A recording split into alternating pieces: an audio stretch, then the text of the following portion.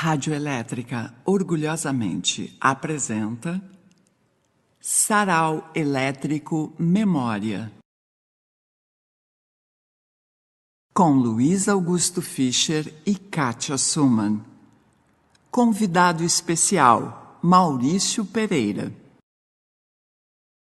Este sarau é dedicado à memória de Gema Grando.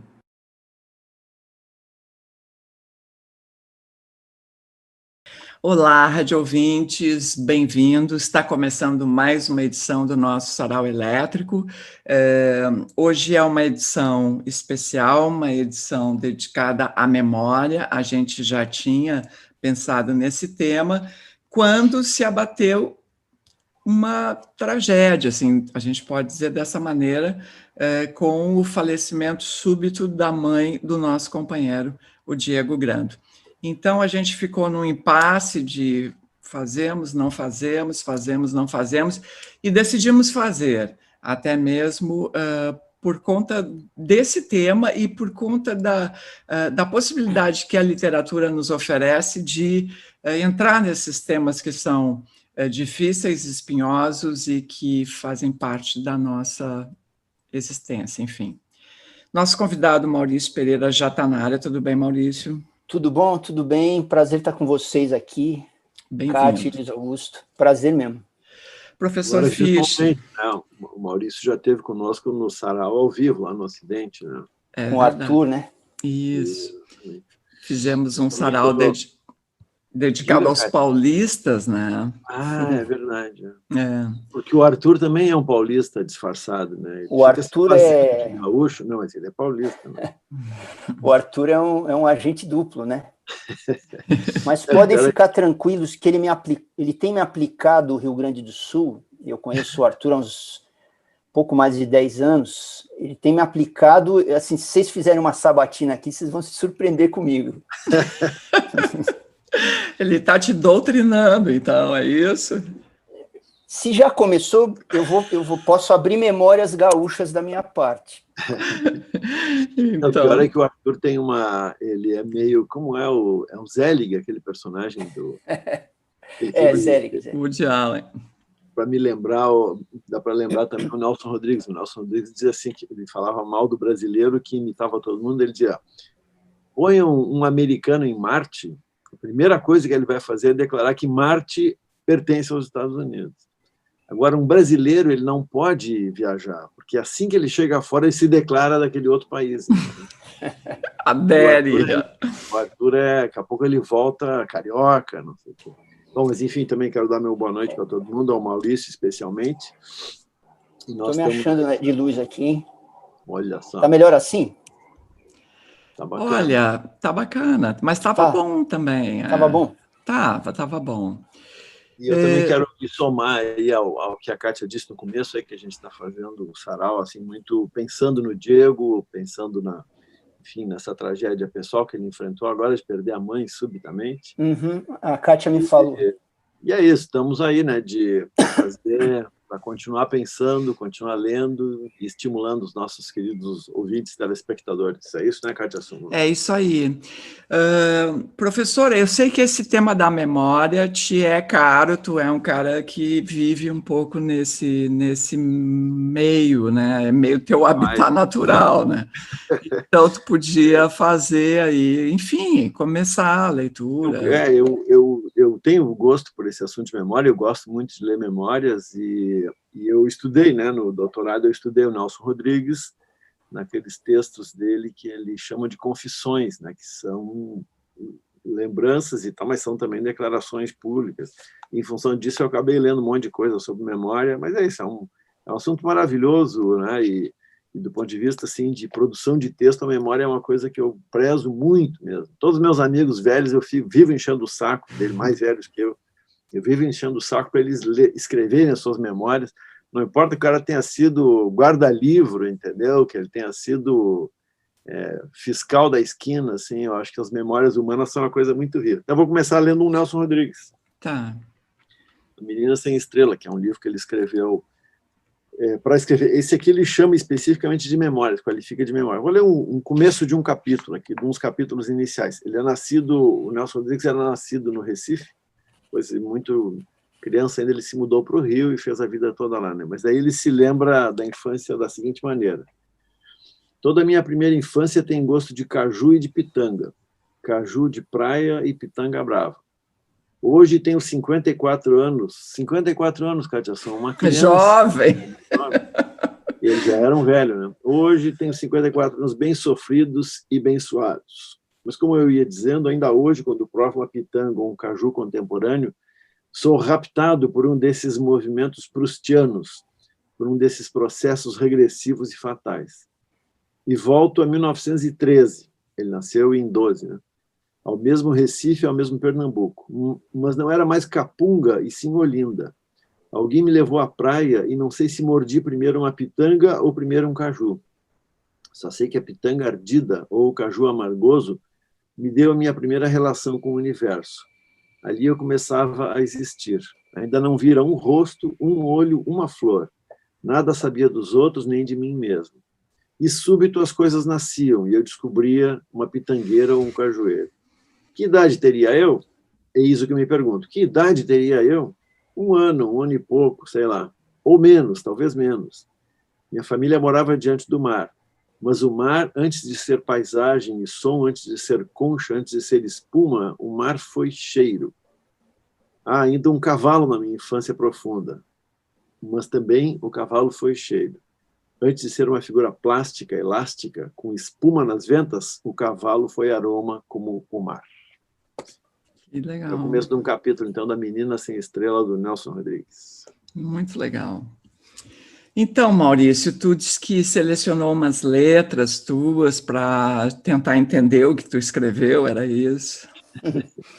Olha, já que a gente está começando a falar de memória assim, eu acho que tem uma música que eu escrevi para as Mulheres Negras que ela é uma memória.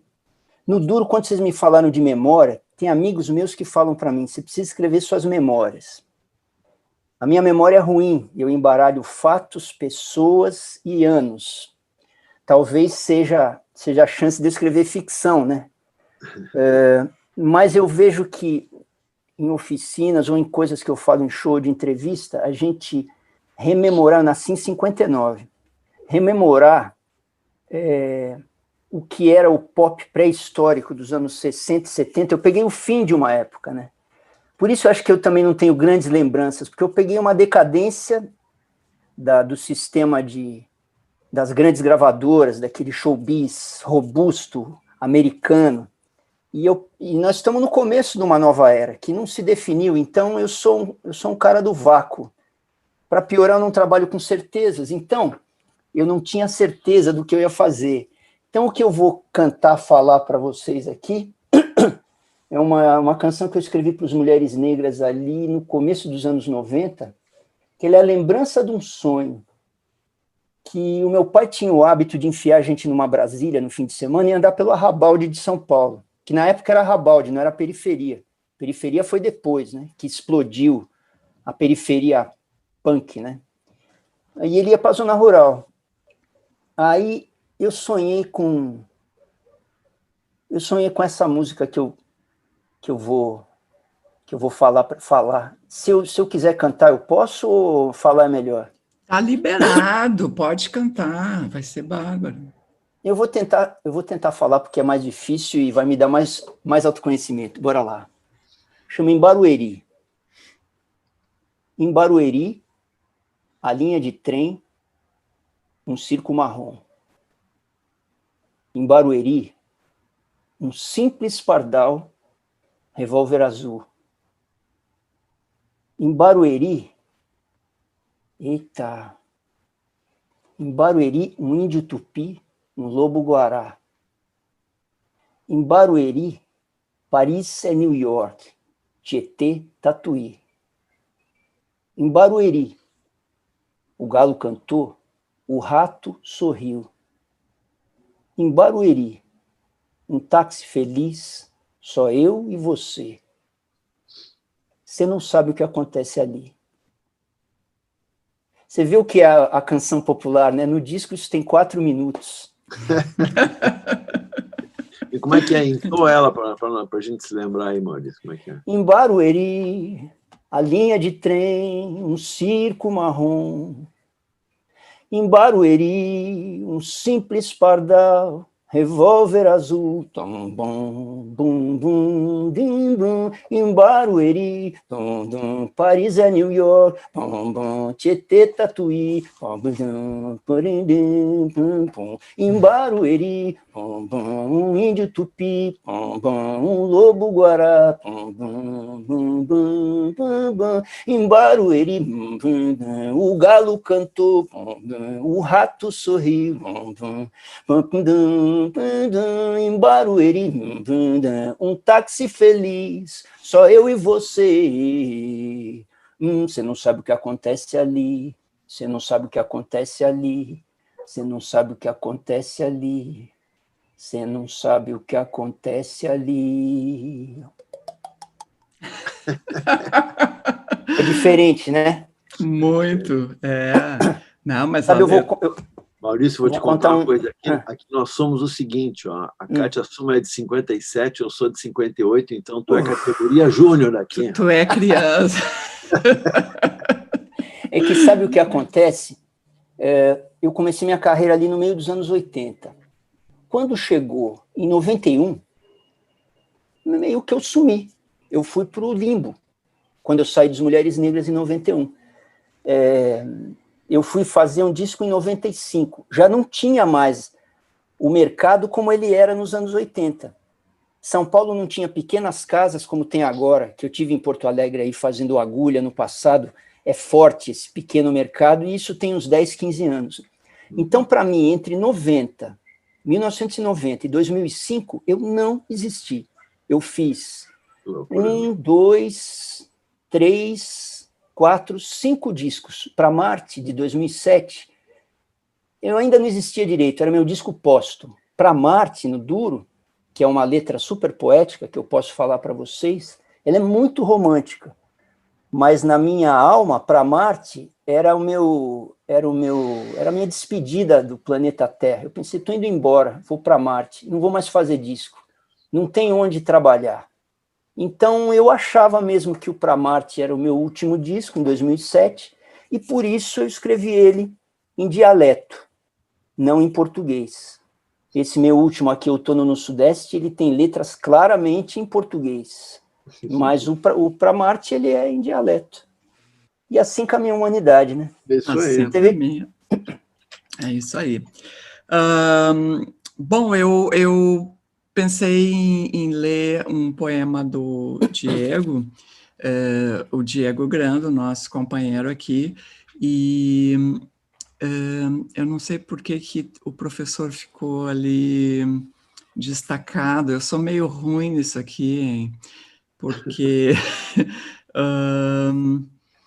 eu não sei o que acontece. Agora tá. É que, na verdade, quem faz isso normalmente na nossa gravação é o Diego. Mas, para mim, tu aparece destacado, professor. Como é que tá aí na...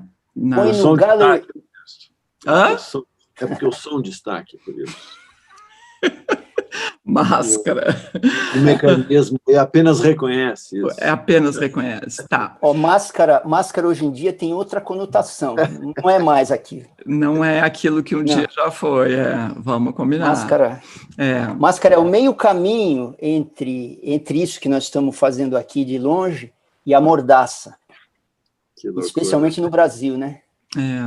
Uma loucura mesmo. Bom, eu vou ler então esse poema aqui do Diego Grando, desse livro, Spoilers, né, que é um livro muito bacana. Eu já li alguns poemas aqui, inclusive o dia que eu fui ler aquele poema sobre o pai do Diego, eu acabei me emocionando todo, não consegui nem acabar a leitura. Esse aqui fala em morte. O poema se chama Cortejo e diz assim: os nossos tios estão morrendo, meu irmão, num paque-paque de peças de dominó, indo e caindo, e isso faz sentido. Sinto muito. Foi só chegar aqui, já deu para ver que as traças perdem o apetite, tu também, justo nas roupas que não servem mais. E o que dizer, então, das nossas faces, duplas faces, que parecem incompatíveis com as lembranças dos outros? São 10 da manhã, domingo de missa e de agosto, de lábios com vincos e olhos de lado. Será maior nossa coragem algum dia que o constrangimento? Ou acabaremos apenas ovelhas perdidas, cada vez menos perdidas? Em questão de minutos, veremos sorrisos e o repetido capítulo dos abraços. Só assim, para todos se encontrarem, dirão alguns, e repetirão nos próximos dias, e sem mágoas, que ao menos teve isso de bom. E como não haverá mais por que ficar nem brigar pelo banco da frente, rumaremos para o carro em silêncio, fiéis ao nosso jeito de fazer parte.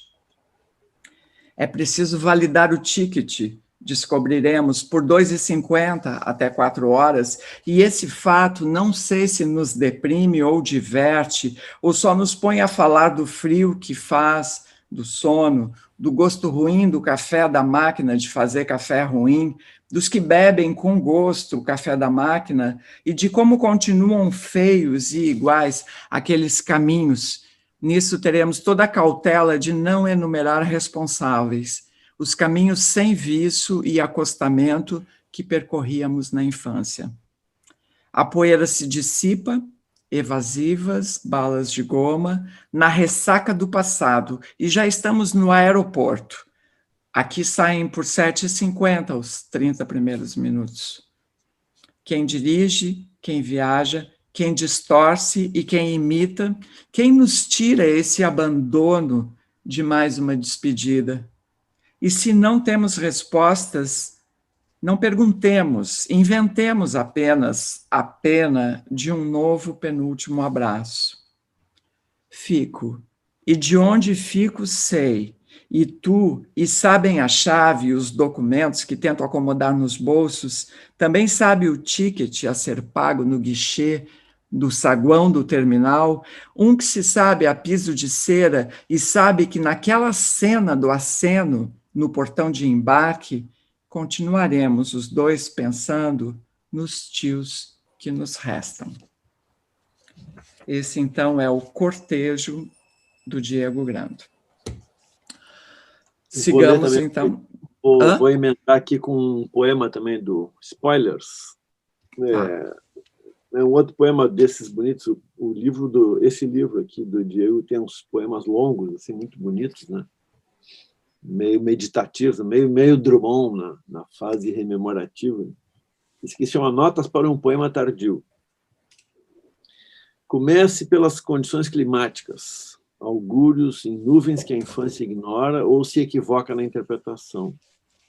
Apresente os envolvidos, os dois, vocês, amigos, considerando a possibilidade de um terceiro a título de pista falsa, e junte as circunstâncias mais banais, a sexta-feira, as mochilas nas costas, os pais que buscam os filhos, ao menos se o tempo permite, no estacionamento do supermercado ao lado da escola, a sineta chacoalhando meio-dia.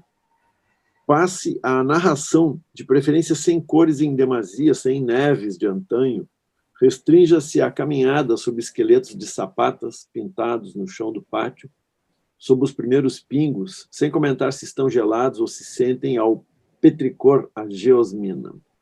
Intercale um lamento, uma antecipação ambígua, um comentário sobre germes altamente virulentos ou falhas no sistema imunológico, sobre os problemas da nomenclatura, discutidos em artigos acadêmicos, dos estertores crepitantes, finos, subcrepitantes, uma menção a outras tentativas de passar a limpo esse incidente. Quando se vê, já estão os dois em disparada, mas no sentido oposto ao da Marquise. Não se demore ao questionar a natureza da relação entre crianças, chuva, brincadeira, tampouco entre a mesma chuva e trânsito, engarrafamento.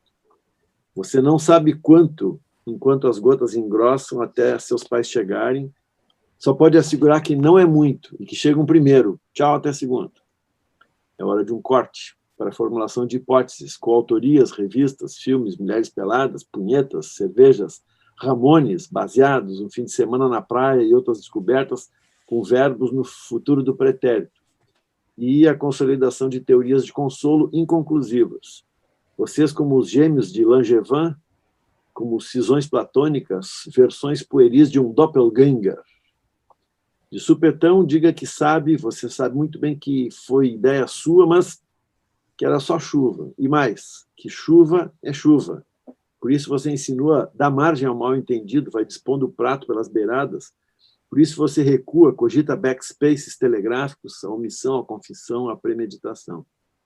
O fim de semana em elipse, e logo a segunda-feira que se desintegra pela pleura, ainda antes das 8, todo mundo afirmando que está tudo bem, apenas não vai ter aula, em razão do incidente, e amanhã também não, na sua turma, voltamos na quarta. Em casa, deitado na cama, as pernas estendidas na parede, como se um dia qualquer, e como nunca antes, você tem tempo de sobra, toda uma vida pela frente, é o que ouve dizerem. Tempo e ar nos pulmões para imergir nos implícitos das más notícias.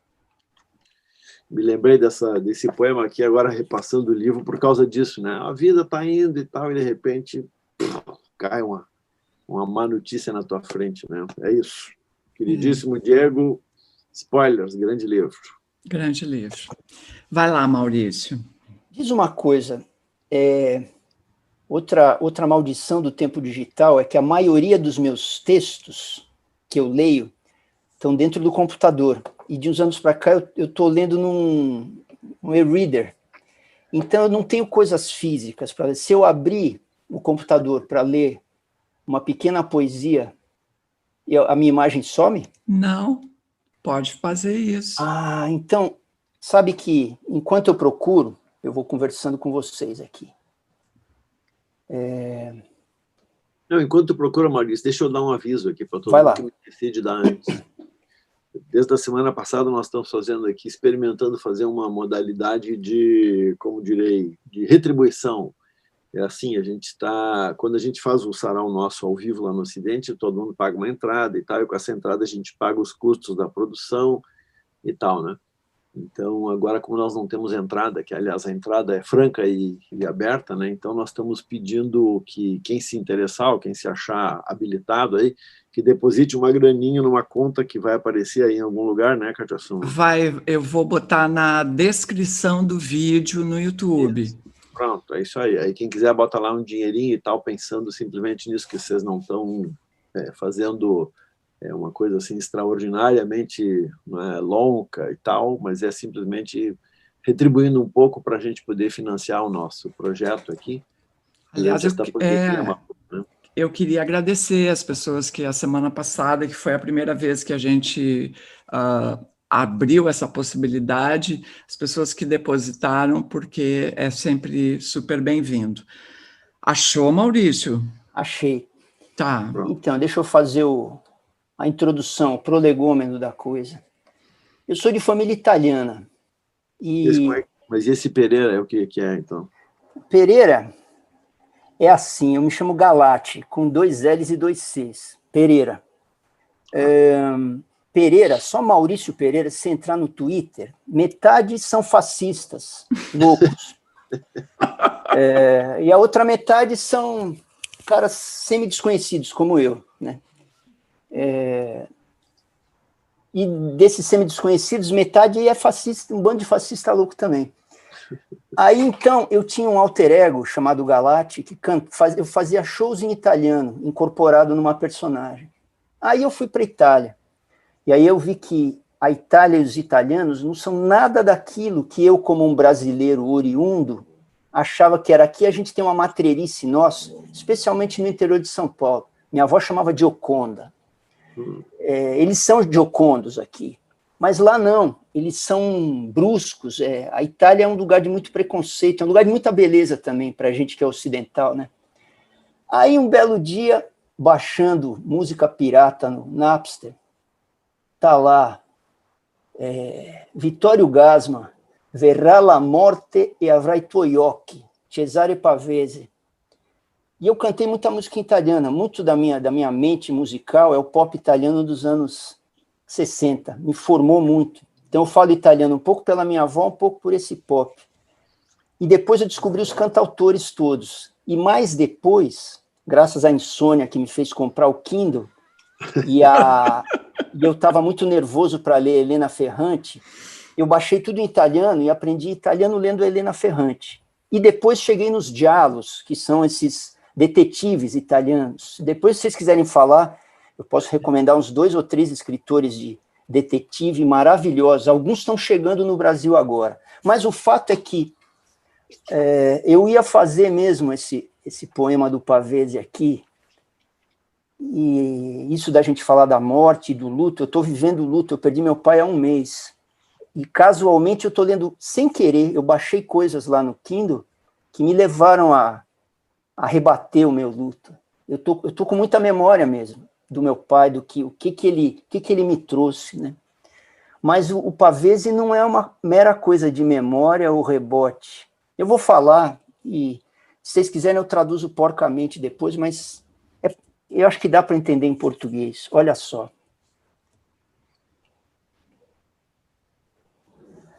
Verrà la morte e avrai i tuoi occhi. Questa morte che ti accompagna dal mattino alla sera, insone, sorda, come un vecchio rimorso o un vizio assurdo. I tuoi occhi saranno una vana parola, un grido taciuto, un silenzio. Così li vedi ogni mattina quando su te sola ti pieghi nello specchio. Oh, cara speranza, quel giorno sapremo anche noi che sei la vita e sei il nulla. Per tutti la morte è uno sguardo. Verrà la morte e avrai i tuoi occhi. Sarà come smettere un vizio, come vedere nello specchio riemergere un viso morto, come ascoltare un labbro chiuso. Scenderemo nel gorgo muti. Esse é o Pavese. Tu podia traduzir para a gente, entendeu? Porque... Botar a legenda embaixo. Posso botar a legenda. Tipo, virá a morte e terá os teus olhos. Essa morte que nos acompanha de manhã até de noite, insone, surda, como um velho remorso ou um vício absurdo.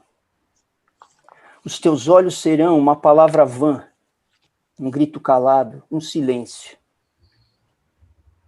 Assim você os vê toda manhã quando você se dobra e se olha no espelho. Oh, cara esperança, então nesse dia, mesmo nós saberemos que você é a vida e é o nada. Para todos, a morte tem um olhar, uma visada. Virá a morte e terá os teus olhos. Será como se livrar de um vício, como ver no espelho reemergir uma face morta, como escutar um lábio fechado. Desceremos, Gorgo seria a garganta, o vórtex. Desceremos no vórtex, mudos. É um cara que se suicidou, esse poema é de perto do fim da vida dele. Eu não li muita coisa dele, o que eu li eu achei bem dolorido, e é engraçado que eu li um pouco em italiano, um pouco em português, a maneira dele dizer, né? E parece que a cadência do texto faz a gente sentir dor. Sabe quando a gente sente dor na pele, que a gente está com febre por baixo? E isso, já que nós estamos aqui nessa livre associação, me fez lembrar uma vez que eu fui numa flip e eu vi o João Gilberto Nou falar textos dele. E me remeteu agora, porque quando eu ouvi o Nou falando... o João era muito teatral, assim. Performático, Mas o que me chamou a atenção é que ele tinha uma cadência quase de uma reza, uma ladainha, e os textos eram muito doloridos, como se o cara tivesse uma dor muito grande e a interpretação dele era resignada diante disso. Isso me chamou a atenção. Nós temos pena que a gente não tem gravado na cartação, uma vez que o Nau foi no Sarau, Porque o Nolna, viu, Maurício, na juventude, ele era cantor lírico. Jura? Sim. Né? E ele cantava assim, ganhava cachê e tal, cantando em casamento, essas coisas. Que loucura!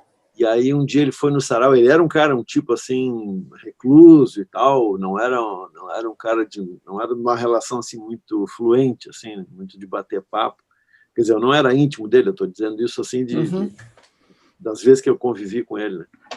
Mas aí lá no sarau, um dia nós falamos disso, né, Kátia? Nós lembramos esse troço dele. Ele cantou o que mesmo, professor? Saiu cantando uma bossa nova, a capela, lembra? Isso, me lembro. Eu não sei se era bossa nova, mas ele saiu cantando. Era a Felicidade que ele cantou? Isso,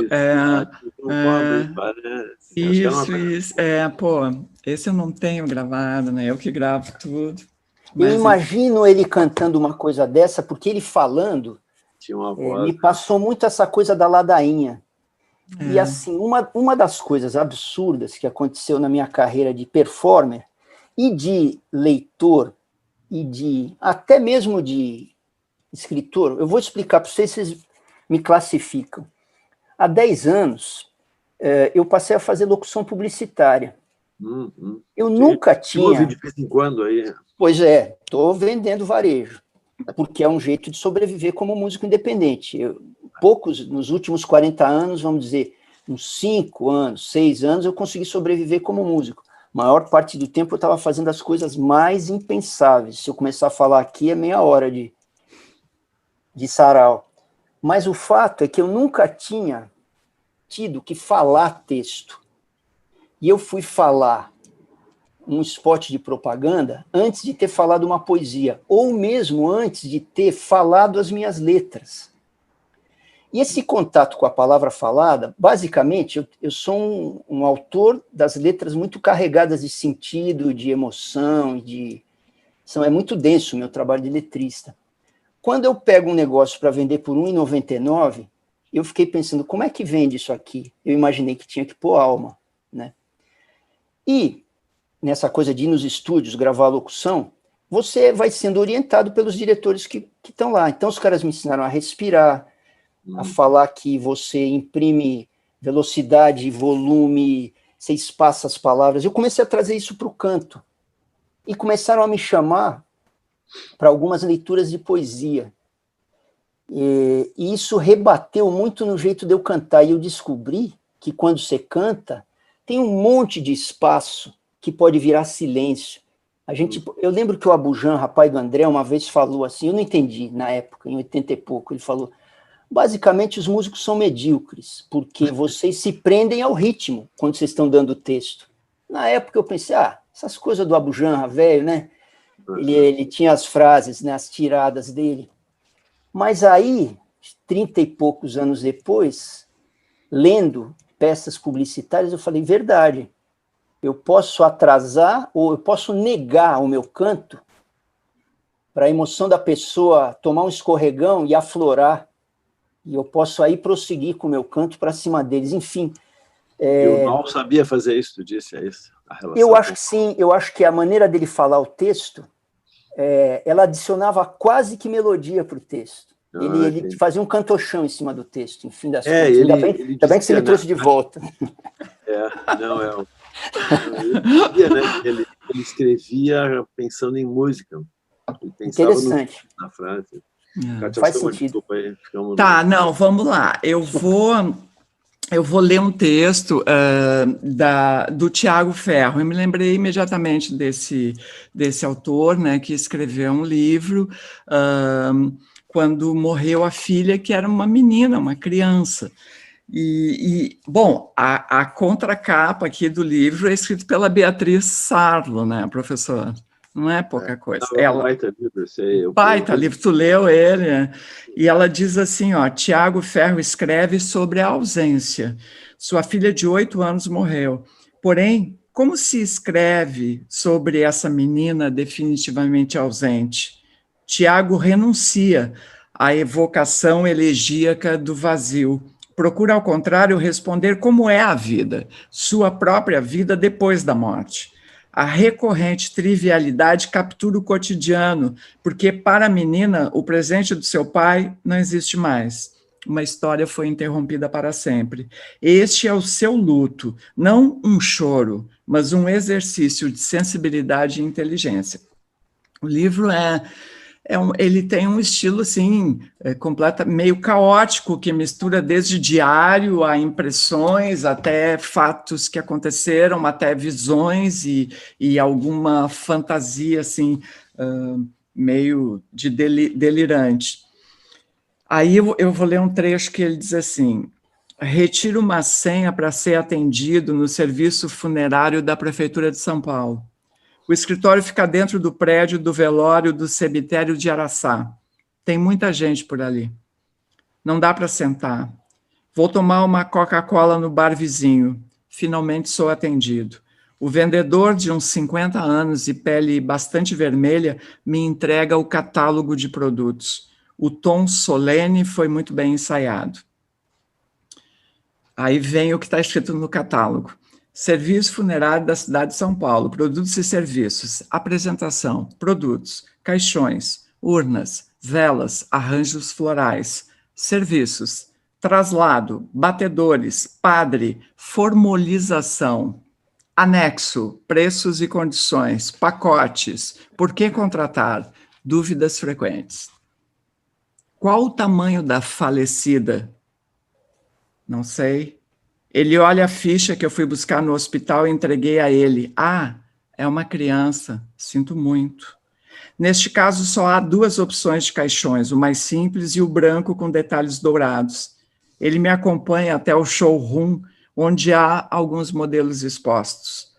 Tudo cheira a verniz. Há luzes dirigidas em cada peça. O carpete é verde escuro e a decoração é de bom gosto. Escolho o mais bonito. Ele me pergunta sobre as flores. O pacote fica em R$500, mas vale a pena. Falo que pode ser apenas uma coroa de cada lado. A cruz não é necessária. Formalização. Você vai querer? Tem que ser paga à parte, em dinheiro ou cheque. Se não fizer, como o serviço vai ser mais de 24 horas após o óbito, vai ter que ser caixão fechado. Ligo para a Lina, a esposa. Sem formalização, ela não vai poder ver a filha pela última vez. Sim, vou querer formalização. E quanto ao padre, pode ser um de verdade, mas nem sempre funciona, ou um ator profissional. Neste caso, ele envia uma proposta de texto por e-mail. Personalizado é 20% mais caro. É preciso aprovar até 3 horas antes da apresentação. Acho que não. Não sou batizado. Aceita cartão? Sim. Em até 3 vezes sem juros para compras acima de R$800. A segunda via do senhor. Boa sorte. Eu que agradeço. Bah. Esse livro é muito poderoso. É o pai da menina morta. Não, tem uma cena que eu acho que até li no sarau uma vez, Kátia, que é ele contando que ele, depois da morte da menina, ou quando ela estava indo no hospital, enfim, doente, ele vai num bar ou uma coisa assim, e aí uma menina Sim. chama pai, e ele se vira assim, daí ele diz uma frase que é melhor do que essa que eu vou dizer agora, mas assim, com esse sentido, né, que todas as crianças, todas as filhas de 4 anos têm a mesma voz, uma coisa assim. Todas as crianças chamando pai tem a mesma... uma coisa... Vou investir na melancolia aí também, mas uma outra... Foi o primeiro livro que eu me lembrei, a propósito do nosso assunto aqui, que é esse do Paul Auster, A Invenção da Solidão, e é um livro que eu já contei aqui no sarau, né? É um livro que, quando eu quero me lembrar dele, o nome dele se turva, porque às vezes eu penso nele como uma invenção da infância, mas o nome é Invenção da Solidão, e eu penso em Invenção da Infância. É horrível isso, meu. Me interna, Cardiação.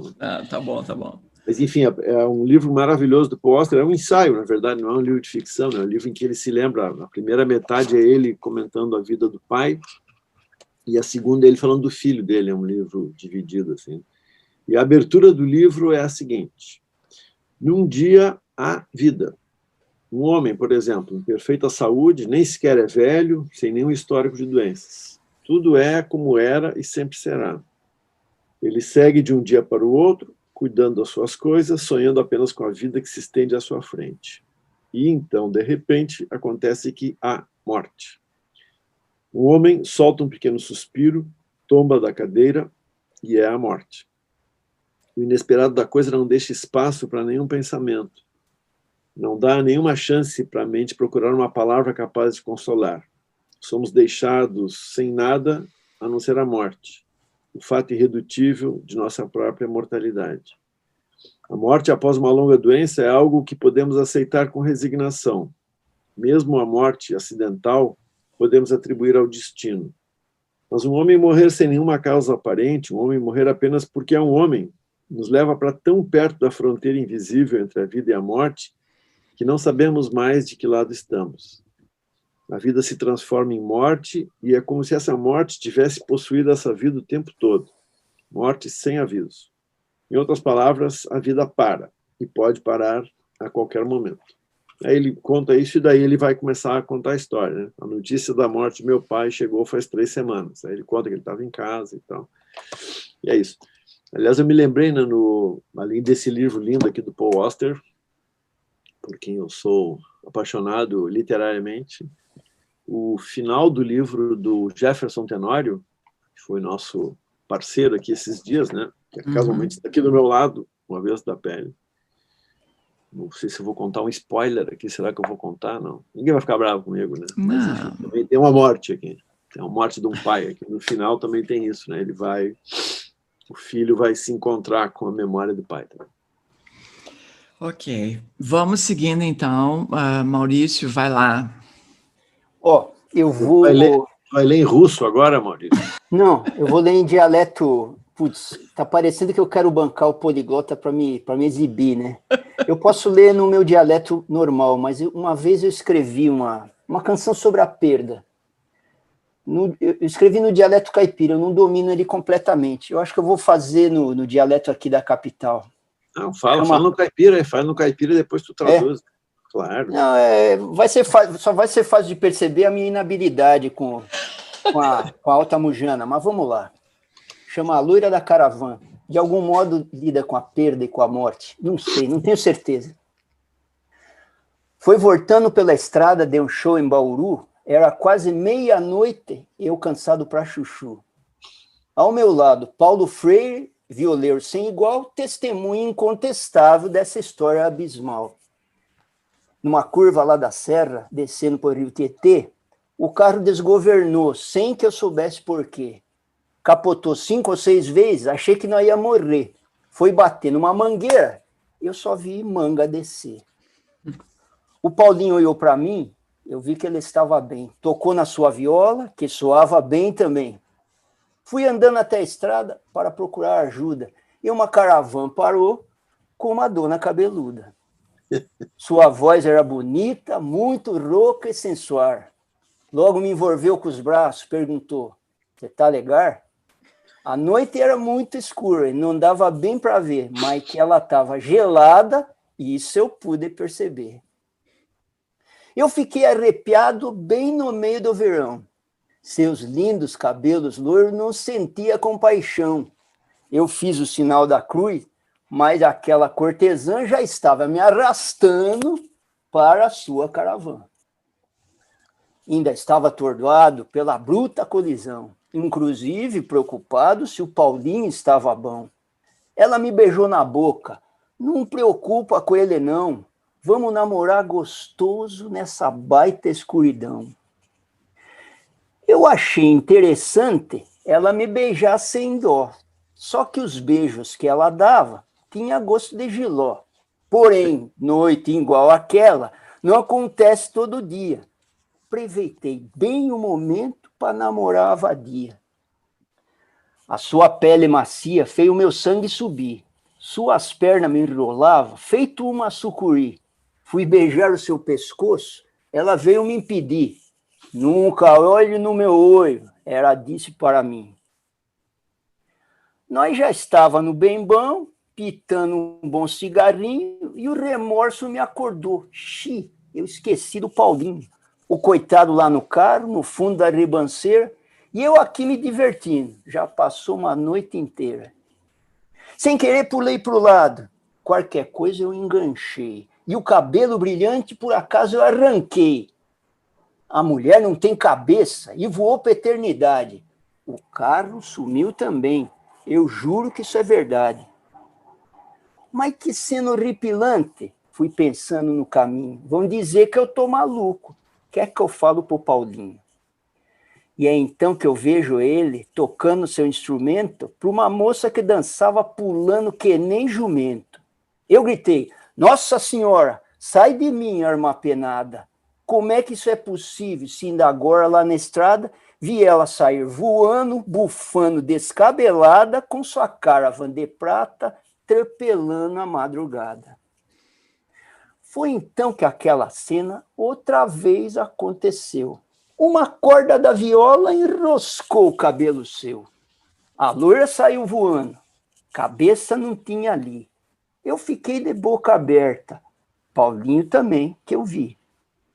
Nós fiquemos em silêncio, purremos o carro para a estrada, movimento se formando, já raiava a arvorada. Ainda sem dizer palavra, fomos voltando para casa, com o coração por dentro, consumindo feito brasa. Num posto de gasolina, na cidade de Pardinho, fomos tomar um café, espertar devagarinho. De repente, o sentimento que sobrou daquela noite foi se apresentando claro, estralando feito açoite. Não tem mesmo escapatória. Capricho da natureza. Ver que o destino do homem é confrontar com a tristeza, de arrastar essa saudade densa, turva, escura, espessa, de querer beijar na boca de uma loira sem cabeça. É um outro modo de dizer verá la morte e avrai toioque, né? É verdade. Tá entre nós. Mas que linda narrativa essa aí, muito, muito bacana, né? Cheia de ritmo. Mas isso não é uma música, né? É uma música. É uma música. Ah. É uma moda. Eu não sei se ela tem a métrica. Eu não sei se ela tem métrica de moda. Eu acho que tem sim. Uhum. Foi voltando pela estrada de um show em Bauru. Era quase meia-noite. Eu cansado para chuchu. Talvez ela tenha uma métrica de... São vários formatos de música caipira do Sudeste, né? Uhum. Talvez o que eles chamam de pagode. Eu não sei, preciso perguntar para um especialista. Isso é mais a orelhada de ouvir essas coisas no rádio, né? Legal. Sigo eu, então, aqui, ou sou eu? Eu vou ler um poema da Wisława Szymborska, né? Hoje Szymborska.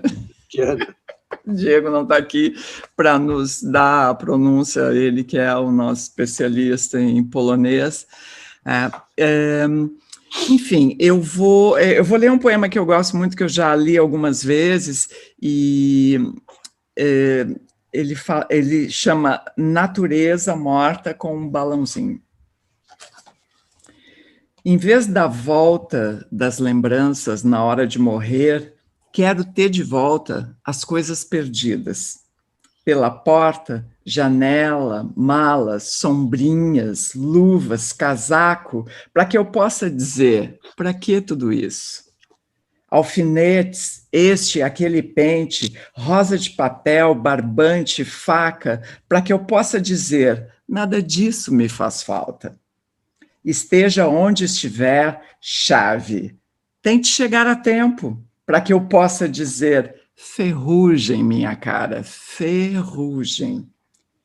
Caia uma nuvem de atestados, licenças, enquetes, para que eu possa dizer, que lindo o sol se pondo.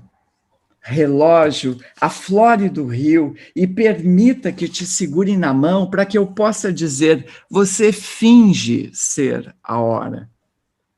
Vai aparecer também um balãozinho levado pelo vento para que eu possa dizer, aqui não há crianças. Voe pela janela aberta, voe para o vasto mundo, que alguém grite, para que eu possa chorar.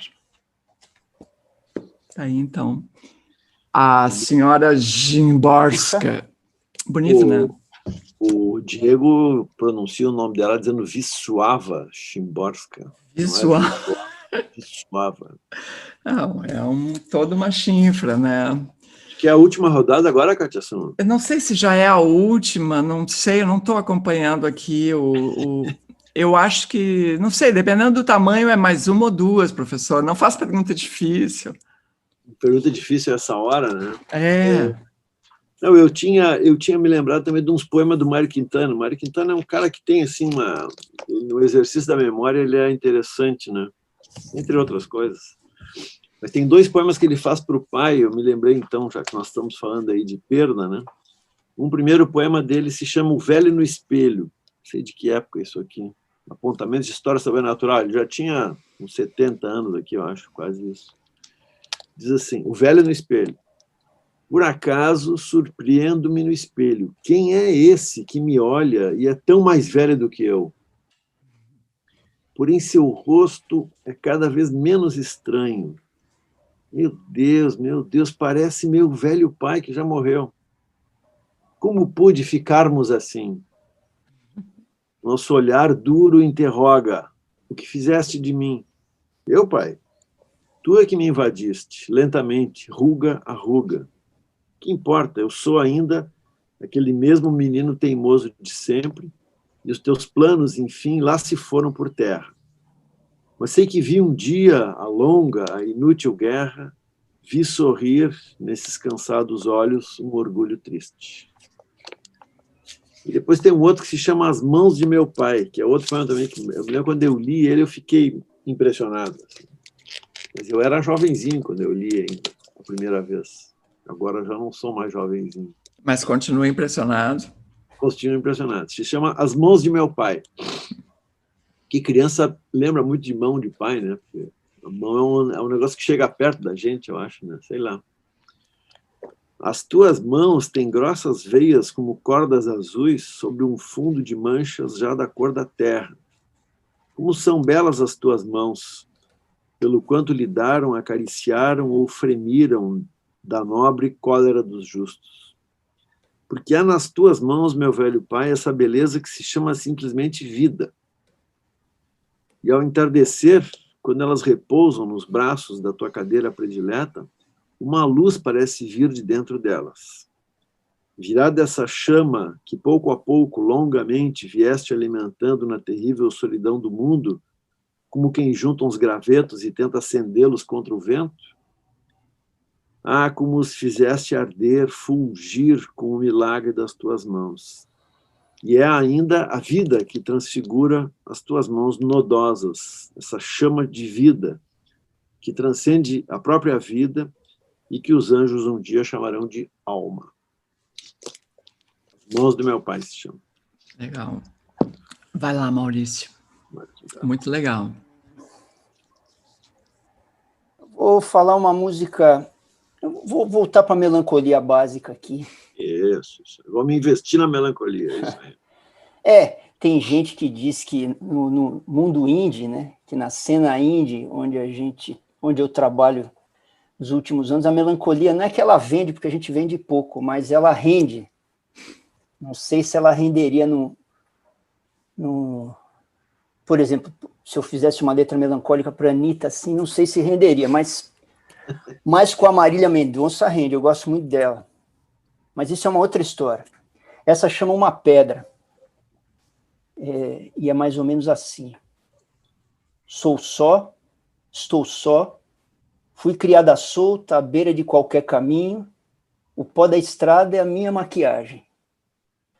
A lua bate em mim com força, vagarosamente, e eu devo brilhar muito nessa hora, leitosa, única, lunar, difusa. O meu silêncio machuca. Um homem me tem nas mãos, machuca. Atirada para um canto qualquer, machuca. O meu silêncio machuca. Não sou de chorar, estou dura, sou fria, estou triste, sou quieta. Estou incandescente, inconscientemente eu fico opaca para ser mais preciosa, para ser mais precisa. estou rosa. Sou só, estou só. Fui criada solta à beira de qualquer caminho. O pó da estrada é a minha maquiagem. A lua toca em mim de leve. Sinto claramente a flor da minha pele enquanto empalideço. Então, uma noite eu sonhei mais de uma vez que estou só, que sou só uma pedra. Essa é uma pedra. Muito bonito, muito legal. Outra pedra. Onde tinha mais pedra? No meio do caminho. Lá sempre, né? Tá, vou eu então. Eu vou ler um poema do Gonçalo Tavares, que é um poeta que eu adoro e estou sempre lendo coisas dele. Esse é o poema que encerra o livro Esse o Homem ou é Tonto ou é Mulher. Ele diz assim: eu gosto dessa coisa do jeito que eles usam o verbo, né? A gente botaria gostaria. Ele gostava de vos dizer uma coisa para terminar. Às vezes tenho medo, muito medo. Às vezes sofro. Às vezes penso nas pessoas que amo e penso na possibilidade de as perder. Às vezes vejo alguém doente e fico incomodado. Pode não ser um amigo ou um familiar, posso estar a vê-lo pela primeira vez, mas fico incomodado. Aquela doença pertence-me. Todas as doenças pertencem a toda a gente. Todos os sofrimentos pertencem a toda a gente. Todas as mortes pertencem um pouco a toda a gente. Às vezes sinto isso muito, às vezes sinto isso menos. Quando sinto menos, posso preocupar-me com o mundo, brincar com a poesia, com a filosofia e com as palavras. Mas quando sinto, deixo de conseguir pensar. Quando sofro ou sinto o que alguém sofre, deixo mesmo de querer ser inteligente. Deixo de querer parecer inteligente. Se estivermos cheios a sentir, não temos espaço para pensar.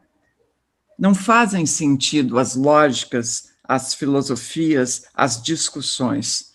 Todo o nosso corpo sente. E o que resta? Nada. Só existe aquela morte, aquela doença, aquela velhice. Só aquele pai que amo e está a envelhecer. Só aquela mãe que amo e está a envelhecer. Só aquele amigo que morreu num estúpido acidente. Só aquele amigo que se tornou amargo porque a mulher o deixou. Só o amor e a falta de amor. As mulheres que nos enganam e as mulheres que são enganadas. Os amigos que deixam de o ser. Alguns inimigos que morrem e temos pena. Que importa o resto? Onde está o livro importante? O filme que resolve? Podemos chorar à frente de um quadro, mas não resolve nada. Podemos pintar um quadro, escrever um poema, mostrar às mulheres bonitas como somos bonitos, exibir o nosso corpo, mas o que adianta? Estamos sozinhos. Se não estamos, vamos estar. Os amigos vão nos deixando, vão nos deixar, vão morrer, ou nós vamos morrer. Ou então deixam de nos telefonar, ou então deixamos de lhes querer telefonar. Estamos sozinhos. As pessoas que amo vão morrer. Os livros não resolvem nada. A poesia é bonita e, por vezes, descansa, acalma, mas não resolve nada. Não resolve nada. Somos artistas ou não somos, e qualquer coisa que seja não adianta nada, e nada impede. Escrevemos poemas, mas não ajudam ninguém. Escrevemos peças de teatro, sorrimos, tentamos pensar, tentamos ter ideias, tentamos distrair as pessoas, tentamos fazer pensar as pessoas, tentamos fazer chorar as pessoas. E isso é bom, e até pode ser bonito, mas não adianta nada. Não resolve nada. Não adianta nada.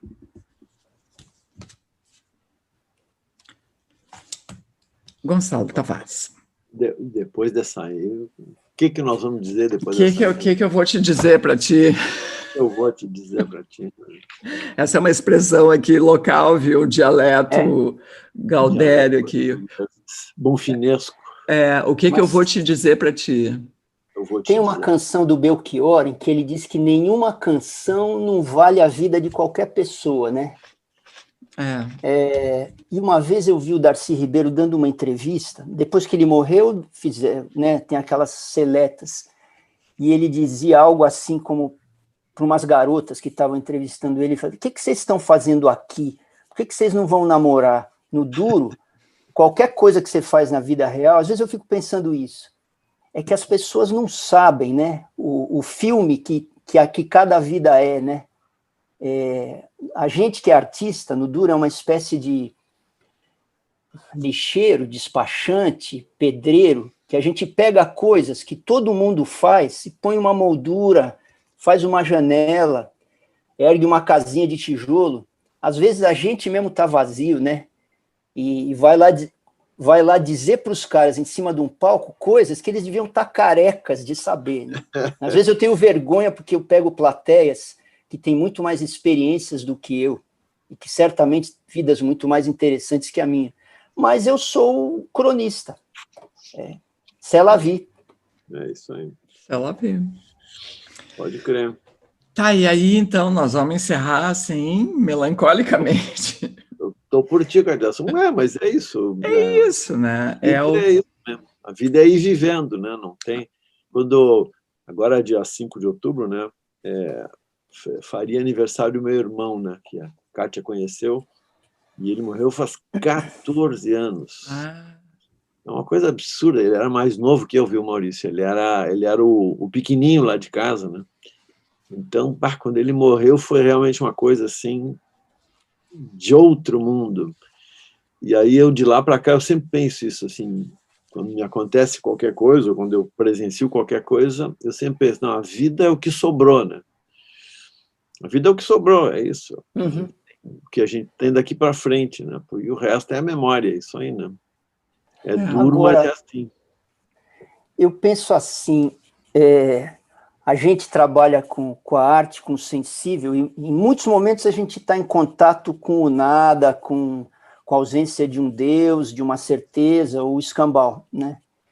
No entanto, eu acho que para a plateia, ali no meio do picadeiro, eu vou propor um negócio aqui. A gente deve encerrar o nosso espetáculo para cima.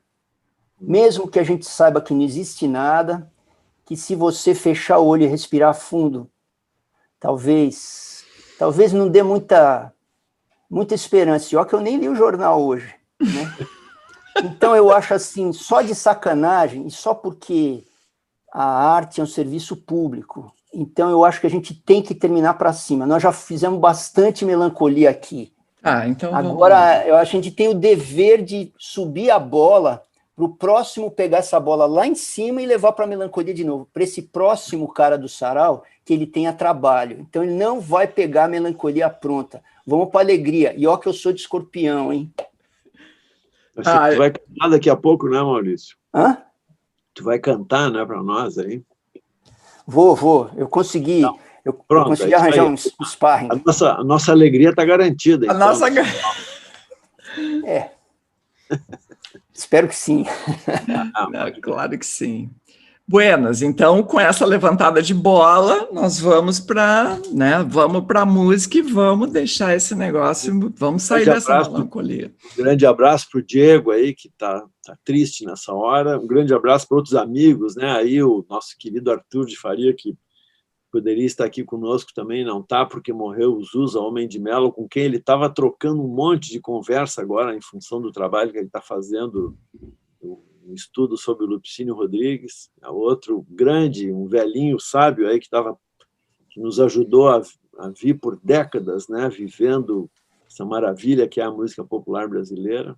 Mas é isso, né? Nós estamos aqui, vamos seguir firme, não é, Maurício Pereira? Vamos, né? Sabe que no caso do Zusa, quando eu tinha lá meus 12, 13 anos, eu ouvi o programa dele na rádio. Tinha um programa na Jovem Pan. Vocês veem, a Jovem Pan tinha um programa de um cara como o Zusa, que era um cara que tocava coisas diferentes, falava coisas, dava risada, abria o horizonte de um cara que... de um ouvinte ou de um músico, né? Por um lado, a gente fica órfão do Zusa, porque ele é um cara que deu muito. Por outro lado, esse cara deixou um acervo. Uma coisa maravilhosa, num momento de barbárie, como a gente vive aqui. Cara, vamos desfrutar desse acervo dele, viu? Eu acho que esse cara deixou um legado. Está no Itaú Cultural, está no Instituto Moreira Salles, está no Sesc, está nos blogs, podcasts, os programas de rádio dele. O acervo que tu diz é de programas que ele fez, é isso? De pesquisa? Programas, discos, livros. O cara foi muito... Ah, sim, o acervo que ele tinha, a sua coleção, ele entregou para a editora um livro pronto. Essa semana. Uma revisão daquela biografia do João Gilberto que ele fez. Ele já tinha feito, né? Ele revisou aquilo e ampliou bastante a biografia do João Gilberto, e vai sair agora, deve sair até o fim do ano. E estava inaugurando uma série no Sesc que se chama Meu Primeiro Disco. Eu acho que inaugurava com o Gilberto Gil esse fim de semana. Enfim, ele fez. Se a gente for buscar, eu aposto que um programa do Zusa que eu ouvi em 1978, se você botar para tocar, ele vai trazer novidade e alto astral. Porque mais do que um pesquisador, era um cara que tinha muito tesão, muito gosto, muito sabor no que ele estava fazendo. Então ele passa isso para a gente que é ouvinte, né? E para a gente que virou músico depois também. E eu queria registrar, já que a gente está falando de memória, quando eu era adolescente, meu pai enfiava a gente na Brasília e a gente ia até a Argentina. A gente foi umas 8 vezes para a Argentina de carro. E a gente aprendeu a falar espanhol porque o meu pai jogou na mão da gente, eu tenho mais 2 irmãos, os gibis retangulares da Mafalda. Mafalda. E o Quino, eu acho que é um cara de uma melancolia extrema e no fundinho da melancolia tem o bom humor, a alegria. Ela sobe como um balão que vai para o infinito e a gente sente falta depois. Então essa semana acho que ela foi dura mesmo, né? Mas esses caras deixam muito, muito legado, e a gente tem que ser adulto, embora seja chato para burro ser adulto, fechar o olho, sentir a dor e correr para o abraço do legado. Eu estou falando isso como um cara que perdeu o pai há um mês, e eu não estou entendendo nada, cara, mas eu tô tentando entender isso que eu estou falando para vocês. Não, estamos juntos, né? Estamos juntos. Ai, muito obrigada, viu, Maurício? Foi muito bacana, queria muito te agradecer, foi um belo sarau, eu fiquei muito feliz com a tua participação. E, professor, estamos junto aí, vamos seguindo. Maurício, valeu. O Maurício agora fica com a gente levantando a bola, então, para finalizar com alegria esse nosso sarau. Beijão grande, obrigado. Beijo, valeu, obrigada. Beijão. Gente, foi um prazer estar com vocês, e deixa eu fazer uma tietagem. Lá nas minhas insônias com o meu Kindle, eu acabei baixando um livro seu, Fischer, que chama Filosofia Mínima. Sim. Eu baixei o livro, eu lembro de conversar com o Arthur sobre você, o cara é professor, e sabe, quase que seria assim, às vezes dá uma travada, eu passo 3 anos sem escrever nada, né? E eu fucei o livro, na Amazon dá para pegar uma amostra, né? E eu pensei, nesse livro, você bate um papo com a gente sobre as aflições de quem escreve, de quem tenta escrever, de quem tenta comunicar o que escreveu. Então, o teu livro, eu estou lendo assim, entre cada livro que eu leio um capítulo dele. E em muitos lugares ali eu identifico aflições minhas e eu paro para respirar, que tem mais gente pensando naquilo, que são processos que alguém já pensou, teorizou. Algumas vezes acalma minhas aflições, outras vezes não. Mas está sendo um companheiro de... Hã? outras vezes te desespera mais. Outras vezes desespera mais, mas é engraçado que é um ping-pong de assuntos de quem escreve e está preocupado em fazer o texto chegar em alguém, né? Legal. Então eu tô super contente de estar falando com você. Vou botar isso no sarau, tá? Agora é que vai acabar e agora que a gente vai para Cannes. Aê! Valeu. Eu estava pensando nisso, tem que ir, né? Ótimo. O making off é que é o bom. Making off para todos. Tchau, valeu, obrigado. Tchau, beijos. Beijo. Essa outra aqui para o sarau Responde Visconde, já que a gente está literato, né? Essa canção eu fiz para esse grande personagem da literatura brasileira, o Visconde de Sabugosa. Bora lá, Chicão? Bora.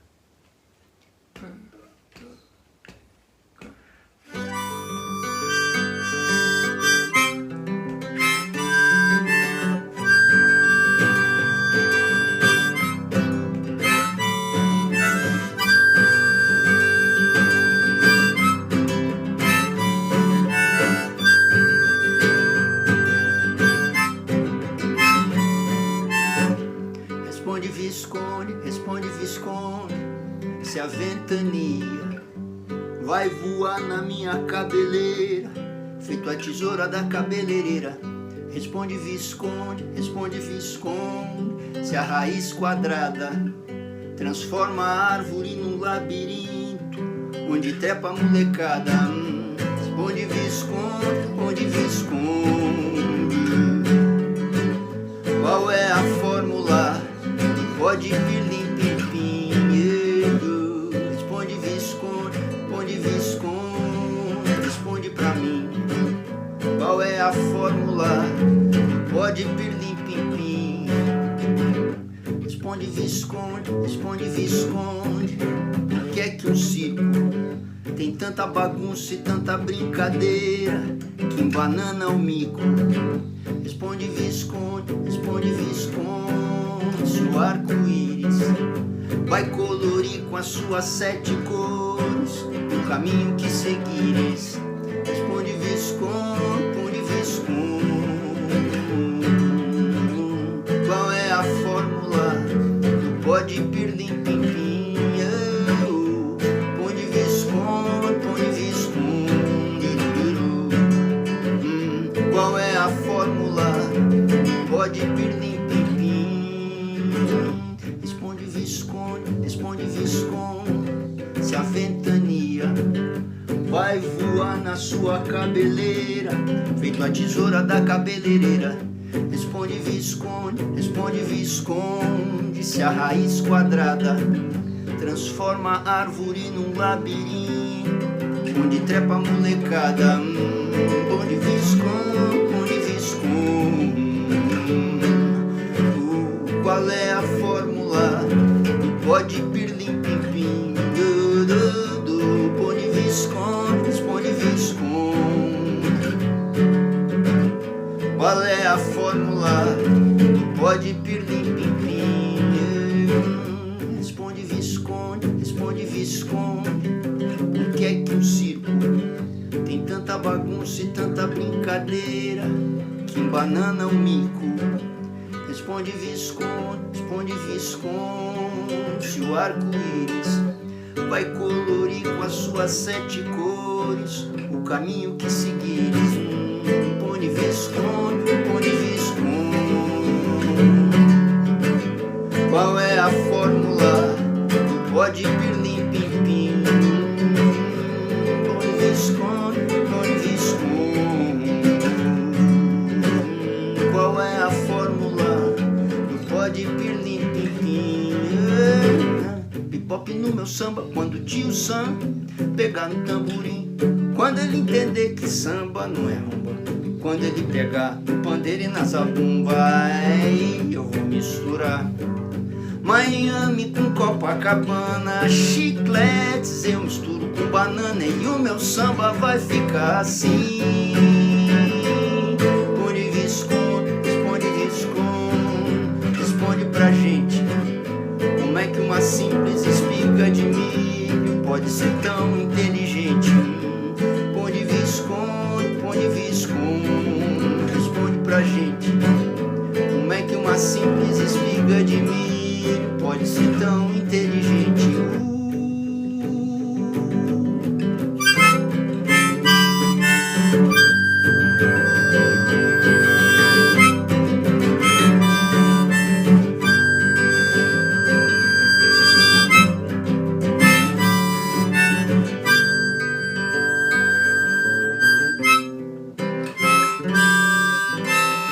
Stir it up.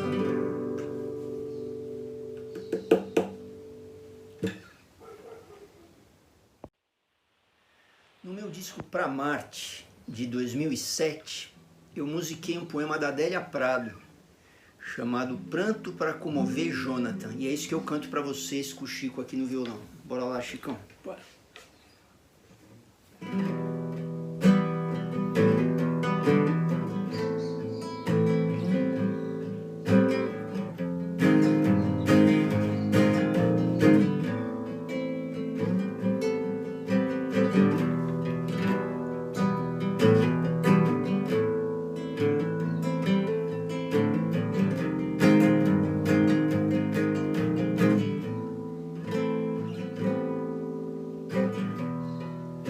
Os diamantes são indestrutíveis, mas é meu amor.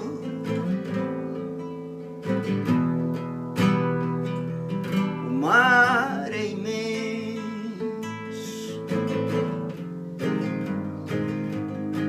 meu amor é maior. Os diamantes são indestrutíveis, mas é meu amor.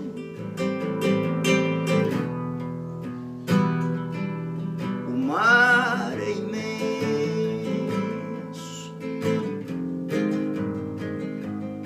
meu amor é maior.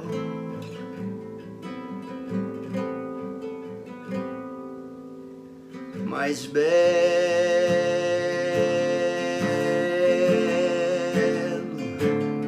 sem ornamentos,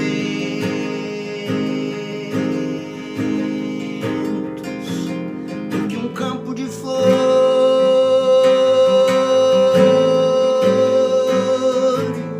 mais triste do que a morte, mais desesperançado que a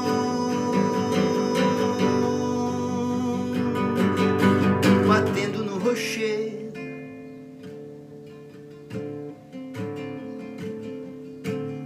mais tenaz que o rochedo.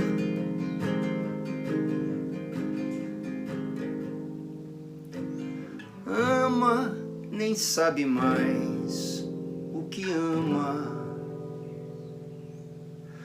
Ama, nem sabe mais o que ama. Ama, nem sabe mais o que ama.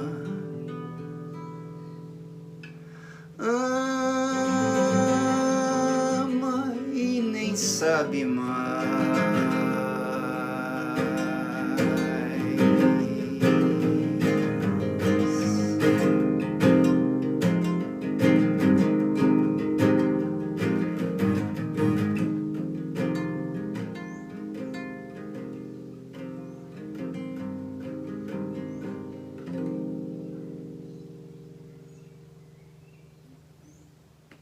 Obrigado, Chico. Aí, Sarau.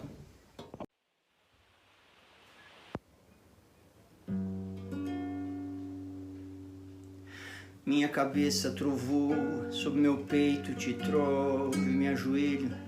Destino canções pros teus olhos vermelhos, flores vermelhas, Vênus, bônus, tudo que me for possível, ou menos, mais ou menos, me entrego, ofereço, reverencio a tua beleza, física também, mas não só, não só.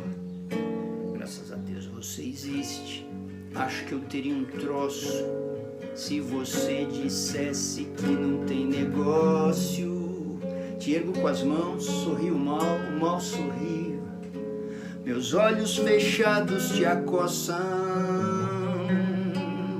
fora de órbita,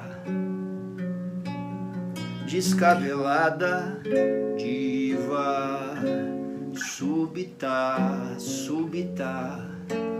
Seja meiga, seja objetiva, seja faca na manteiga. Presinto como você chega ligeira, vasculhando a minha tralha, bagunçando a minha cabeça, metralhando na quinquilharia que carrego comigo, clipes, grampos, tônicos, toda a dureza incrível do meu coração, feita em pedaços.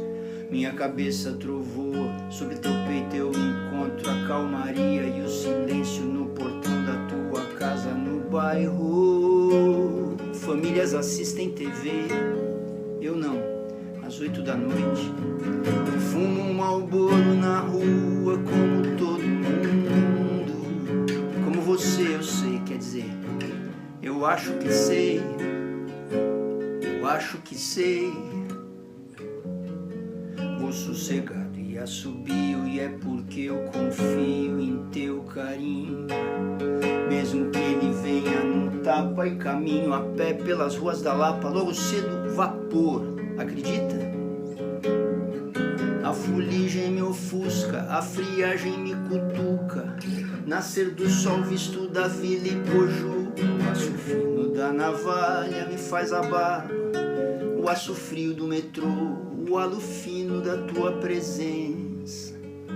Sozinha na padoca em Santa Cecília, no meio da tarde, soluça, quer dizer, relembra,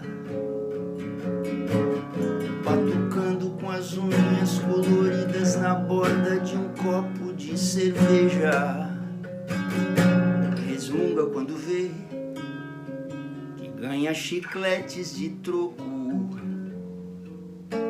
lembrando que um dia eu falei, sabe, você tá tão chique, meio freak, anos 70, fica comigo. Se você for embora eu vou virar mendigo, eu não sirvo pra nada, não vou ser teu amigo.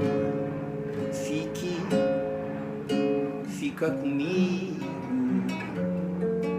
Minha cabeça trovou, sob teu manto eu me entrego ao desafio de te dar um beijo, entender o teu desejo, me atirar pros teus peitos. Meu amor é imenso, maior do que penso, é denso, espessa nuvem de incenso, de perfume intenso. O simples ato de cheirar-te, me cheirar-te, me leva a Marte, pra qualquer parte, a parte que ativa a química,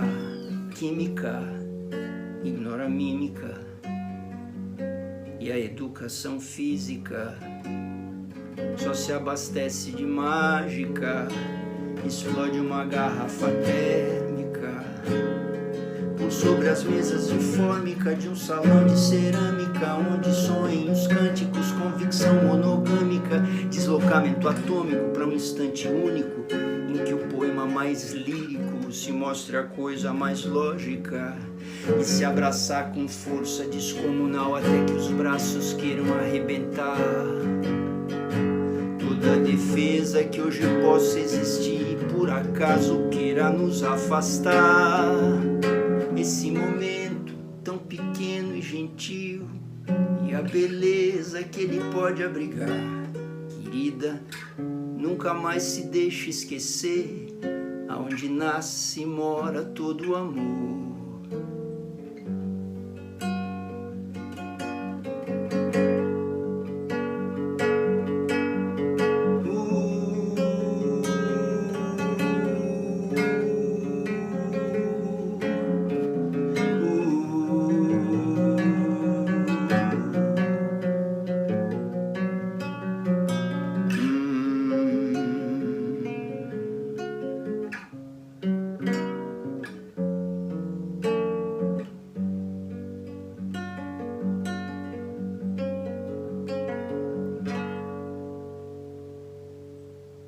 Essa foi Trovoa, especial para o Sarau Elétrico. Chico Bernardes, Chicão, no violão. Boa tarde.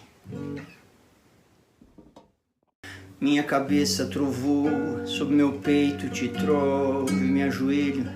Destino canções pros teus olhos vermelhos, flores vermelhas, Vênus, bônus, tudo que me for possível, ou menos, mais ou menos, me entrego, ofereço, reverencio a tua beleza,